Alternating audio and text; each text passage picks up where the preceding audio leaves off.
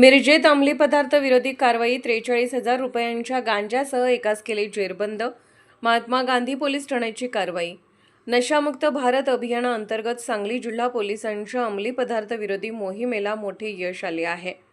मिरज येथील महात्मा गांधी चौक पोलीस ठाण्याच्या पथकाने डॉ. आंबेडकर उद्यानाच्या मागील बाजूस सापळा रचून एका सराईत गुन्हेगाराला अटक केली आहे. त्याच्याकडून तब्बल 576 ग्रॅम तयार गांजा आणि एक मोटरसायकल असा एकूण 43,400 रुपयांचा मुद्देमाल जप्त करण्यात आला आहे.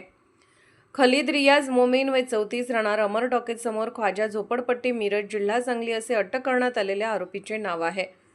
9 जुलै 2026 रोजी रात्री महात्मा गांधी चौक पोलीस ठाण्याचे पोलीस नाईक नानासाहेब चंदन शिवे यांना गोपनीय माहिती मिळाली की आरोपी खलीद मिरज शहरातील डॉ. आंबेडकर उद्यानाच्या पाठीमागील अंधाऱ्या गल्लीत गांजा विक्रीसाठी येणार आहे.